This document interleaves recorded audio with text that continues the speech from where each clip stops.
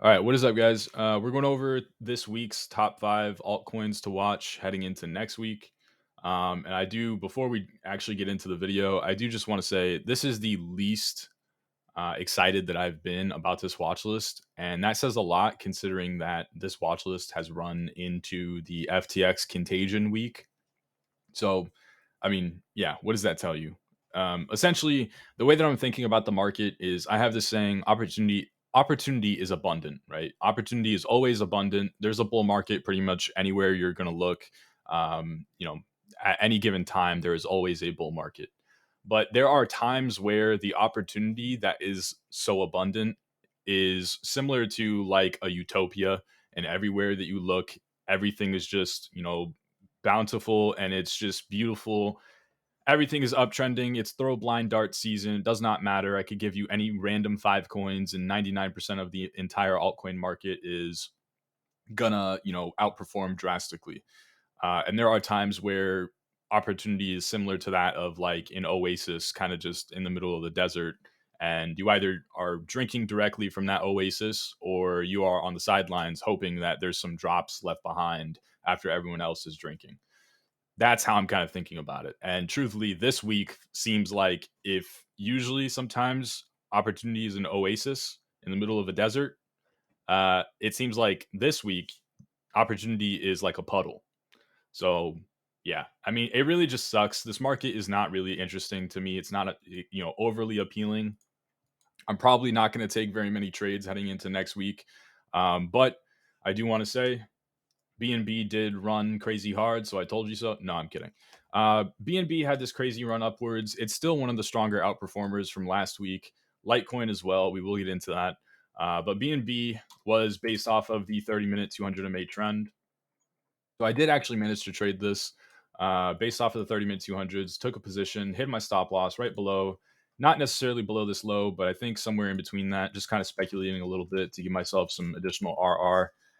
Into this resistance level is my major take profit. It's why I took most off. And then I'm going to look for that secondary push upwards if we get it into 330. Now, there's no real way for me to manage my BNB position. So I kind of just have to make sure that I'm arbitrarily, setting a adjusted stop loss to make sure that I'm not retracing the additional, whatever is left over from my position. And then hope and pray that this just randomly continues because this price action in itself, had I not already pre-positioned prior to this move, there's zero way that I actually would be able to trade this here and now. So there's nothing here for me.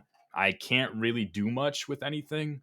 So, I mean, BNB is still drastically outperforming, but if you aren't already in this, again, I don't think that you can really come in and look to trade this too actionably because this is setting up for like that BART pattern, right? Where this is pretty much just an illiquid kind of formation. It's just one candlestick on the 30-minute that is a whopping 6%. So it's pretty ugly. It's not ideal at all. We might still get that push upwards. And if we do, I will absolutely benefit from it. And if we retrace, then, that's fine too. But yeah, so Litecoin is the next one. This is another, we're still continuing based off of last week. So Litecoin looks really good on very, very high time frames, mainly because we broke out of this 5-month long range and we're trading above the 200 daily moving averages. So if we pull back in textbook fashion, right, and that sort of saying is key here. In textbook fashion, then I will look to position into Litecoin somewhere around this previous range high, right? And then using any sort of confluence that I can find on lower time frames, maybe something like 4-hour 200s along with them, right? Because those might line up as well. And then I can sort of really, really strongly justify a swing long position on a very high time frame outlook for Litecoin, trying to swing this for like 50% into this 97-ish dollar zone where we have that next major daily resistance. So if we see something like that, then I'm able to apply that swing long styled idea. And if everything lines up, pretty beautifully by the time we get to that region, then I can absolutely look to take advantage of it. Until then, this price action itself, right, and the price action leading up to it, again, we are seeing the results of an illiquid sort of market. And now that we're heading into, and I tweeted about this earlier today, now that we're heading into, the end of the year and we're starting to come into like Christmas season, holiday season, and then New Year, it tends to just get that much more illiquid. So the shitty, illogical price action tends to become just more shitty and illogical.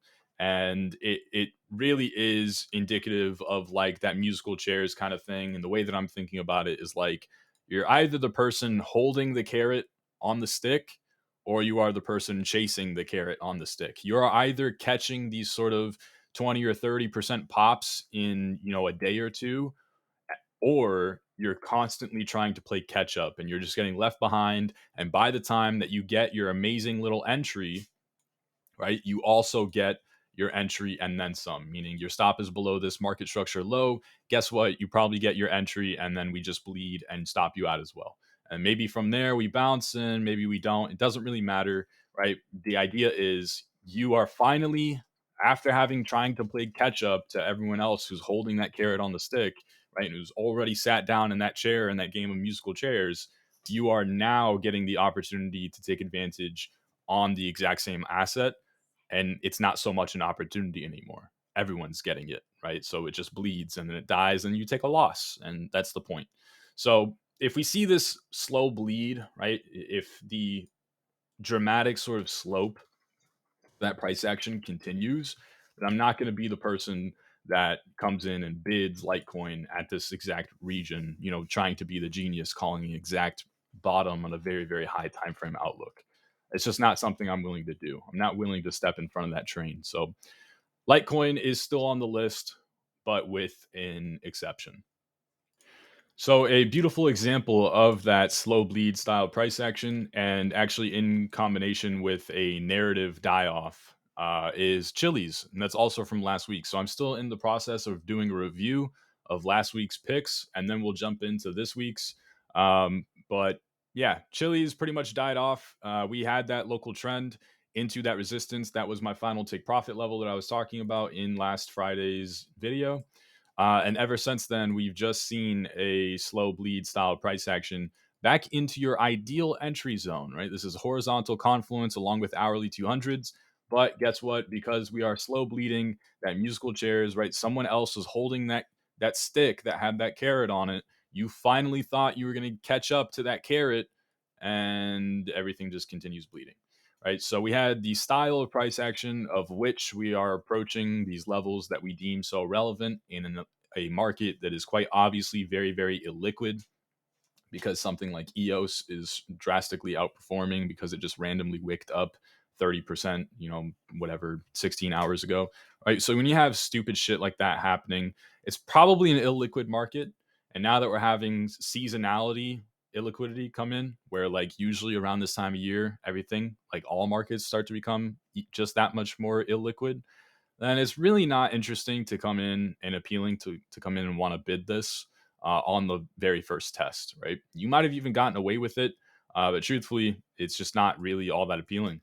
Also, with the narrative die off, there wasn't ever a reason to want to bid this, so we managed to outperform the market for a little bit there by assessing Chili's and using it as a high time frame outperformer, and then immediately after, it died and it fully retraced pretty much every single notable move you could have ever possibly traded on the way up. So GG's to anybody who caught that short. Last in our, or no, two more reviews. So we have SFP, which is actually, I'm deeming it in the exact same fashion. So actually, a couple of you DM'd me and thanked me for my SFP idea, which is great. I'm very happy that you managed to benefit off of that. But I myself did not benefit for the exact same reason that I've been regurgitating for this entire video so far, which is slow bleed. Right? I'm not the person stepping in front of a train and hoping and praying that my pretty little lines mixed with this random gray box I have drawn on my chart is going to be the thing that stops this price action that looks like a Solana project that just IEO'd on that exchange that just went insolvent. Yeah, that's what this price action reminds me of. I'm not going to do that. I'm not going to step in front of that train. It's just stupid. You could have looked to trade this immediately after reclaiming the local trend, and the local trend per trail was actually the 5-minute 200s. So looking to trade that actually provides a more actionable way of approaching this. But even then, that was a choppy way to kind of approach this. So you probably would have benefited more so by assessing the 5 minute 200s. Obviously, there's some opportunity cost that comes with that. You're probably not always going to be the person that's able to watch the 5 minute chart. But regardless, even if you benefited off of this idea, right, and it is just an idea, it's a blueprint. It's really not something that I was able to benefit off of because context matters, right? And the slow bleed price action that would have seen me benefit over the course of this 25% push, right? It would have seen me benefit. It also would have seen me take a loss on Chili's, and various other coins. So same exact idea. DYDX is the last one. Same gist. I did not bid this on the immediate way down. Actually, if I had, I would have been stopped out. It would have been a wick because I would have hidden my stop loss right below that low.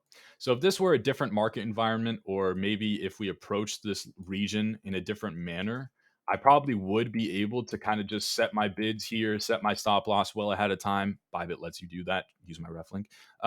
Yeah, just set my stop loss. Lock in my setup well ahead of time.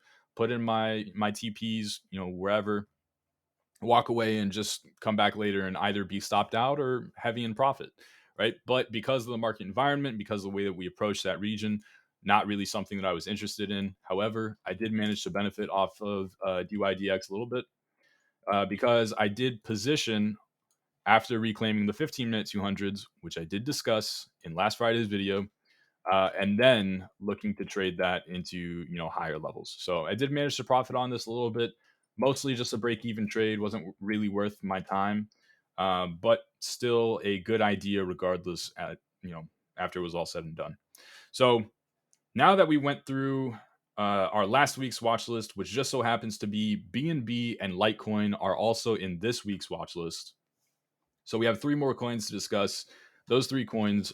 And again, guys, I just want to say this list is the least excited I have been to put out an altcoin watch list. And this is week 6, right? And that's including the FTX contagion week, which I didn't even put out a watch list that week because I just got caught up in the chaos, right? And didn't really pay attention to it. But yeah, this is just to show you what sort of market environment we're in. Currently, Monero, right? XMR, using the 30 minute 200s to trend upwards. Wow, crazy, right? The thing is that something as simple as this, a 30-minute uptrend along with a 2-week range breakout, is drastically outperforming the rest of the market. Monero, right? The coin that like does all of these random ass squiggles that represent like a heartbeat monitor, right? Monero is outperforming the rest of the market because it broke out of a 2-week long range and it's trending along something like 30-minute 200s. What? Right? Like that's where I'm at, right? So I mean, I'm probably not really going to look to trade this, but it is a coin to pay attention to if you are going to be looking to trade at all, right? It's drastically better than all those 99% of the other coins, unless somehow you are just a whale monitor and you are just catching the pump and dump exit rallies, 30 40 50% wicks and then full retraces thereafter. Unless you're the person holding that stick that has the carrot on it, there's probably not too much interest in looking to play any coins. But if you are looking to play any coins and you're not the person holding that stick and you are the person trying to play catch up, I wouldn't opt to play catch up. I would opt to go trade coins like Monero. So that's the way that I'm thinking about it. Yeah, that's the best way that I can put it. Again, opportunity is very much in a drought the way that I'm seeing it. And truthfully, I hope I'm very wrong on this, but I foresee that being the case for the next month or so. XRP, pretty much the exact same idea. This is trending along, we can say 15-minute 200s. I think more locally, it's even 5-minute 200s. So if you want to look to trade this on very, very low time frames, or if you want to hope and pray that these 5-minute 200s get chopped up, all right, we allow for that deeper pullback into something like your 15-minute 200s before continuing the expansion of a 2-week long range, right? And the potential 15-minute 200 MA trend that's forming, then you can do that, right? You can look for that opportunity. We're at 4 hour 200 MAs as resistance, but do we really care about them? And I am hesitant to give you an answer to that because as of recent, we have definitely not cared about these 4 hour 200s, right? They've been totally irrelevant. So I'm not going to care about the 4 hour 200s if XRP does not care about the 4 hour 200s. That's the way that my brain works, right? I will attribute a degree of relevancy on any given time frame to that asset as long as I'm able to see that that asset respects whatever I'm discussing, moving averages or market structure or whatever, right? So 15-minute 200 something to watch. If we break back down below those, re-enter the range, that could actually be a nice short opportunity with this being classified as a deviation. Shout out trader SZ. But yeah, you could look to swing that back into mid range or even range lows. So that is not what we're here for. We are here to play the long side because that's where generational wealth is very obviously made. I hope that we all know that. But the same way that your justification to a long setup, right, is set the stage and you have that invalidation in place, that probably allows you becoming invalid on that idea probably allows you to justify more downside, right? So that's probably a viable option for anyone actively trading the market day in, day out. So something to watch. Last on our list, and I'm not proud. I'm not proud of this list at all, but I'm definitely not proud of this one. Is Tron. So again, something like 5 minute or maybe even 15-minute 200s, and just simply a range breakout. And wow, that is an outperforming the rest of the market. I mean, guys, it really is just absolutely abysmal, like how easy it is to be classified as an uptrending coin in comparison to 99% of the other coins in the market right now. It's just weird. It's very, very odd. All it takes is one higher high on your 4 hour chart, and you're like, wow, that is a strong coin. No, it's not. It's not even strong, right? It's like it's a turd that you have polished, but it's still a turd. Right? That's how I'm thinking about it. There's not really much opportunity, but when you press the space bar and you go look at something like Bitcoin and you go, wow, that's even more obviously a turd, right? That is a very ugly looking turd. And you just keep going. And most of these coins are going to resemble similar kind of structures where even if they are looking good for whatever reason, it doesn't matter because they're so illiquid and they're not making any sort of sense. And it's again, it's that game of musical chairs. It's that carrot on a stick. You either caught that push upwards or you didn't. There's no, oh, I'm going to bid this on the pullback. No, no, no. You're not trying to do that. I would hope not because you're probably going to get screwed over, right? You're trying to bid the bleeding price action. It's probably not going to work out too well for you. So, I mean, let me know how it works out, right? But I can't imagine. So it's just ugly, right? You hit the space bar 10 times even, and you can see just as well as I can. And that was a link setup potentially. Link is an honorable mention, but again, all it takes is one break in your structure and a reclaim of these moving averages that have not even been relevant on the way down, but they were relevant previously on the way up. And then you're like, oh, wow, Link is just an amazing outperformer, right? No, not really. I mean, it's not doing anything too significant. We use something like the 30-minute 200s as a local downtrend. We have not cared about them since as an uptrend. So where should I be bidding? Your guess is as good as mine, right? Currently, we're using something like the 15-minute 200s. As of 2 days ago, we were using something like the 5-minute 200s, right? So you have to constantly be adjusting. You have to be constantly adapting to whatever these assets are doing and what trends you should be watching and what you should be respecting. And again, this probably isn't even a setup that I'm going to look to actually take because I'm not very confident in it. There's just not really much in terms of a foundation for these arguments in terms of what is strong. Like our definition of strength does not mean this week around. It does not mean what it has meant 3 weeks ago. right? When we were trading something like sushi trend and we watched sushi continuously be in that altcoin watch list for 3 weeks in a row over the course of like 70 or 80% of price action after it was all said and done. That was strength. That was opportunity, right? That is what these watch lists are meant to be about. Not this, not Tron, not XMR, not, I mean, BNB is decent, but you probably can't even trade it. I don't see how you would be able to, right? So what does that tell you? It probably tells you a lot about the market environment overall. Um, and yeah, that's all I really have for you this week. Unfortunately, I'm not even really proud about my work this week.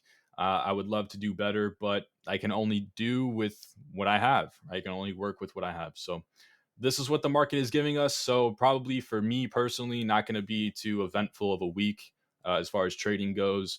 And I'll just look to better other aspects of my life instead. So I appreciate you guys watching this. I hope it provided value to you, anyways, just kind of seeing the way that my mind works. If you did find value, or if you just want to support me because you found value in my thoughts and my ideas, or if I've helped you in any way, shape, or form, um, the best way to support me is to just use my Bybit referral link. Sign up through that, start trading under that. That helps me a ton, and I would be extremely grateful. So, truthfully, I mean, I know I always, bullshit you guys and say, oh, share this with your grandmother or whatever. But no, on a real note, that is the best way to support me. I know a lot of you have gone above and beyond to try and support me in that way. So, very grateful for it. Very much appreciated. And Bybit, I have no problem shilling them because I've been using them since 2019. And I think a lot of you are going to realize that Bybit has always been the superior exchange compared to FTX. So I think a lot of people are realizing that. So thank you guys, as always. Much love and take it easy. Peace.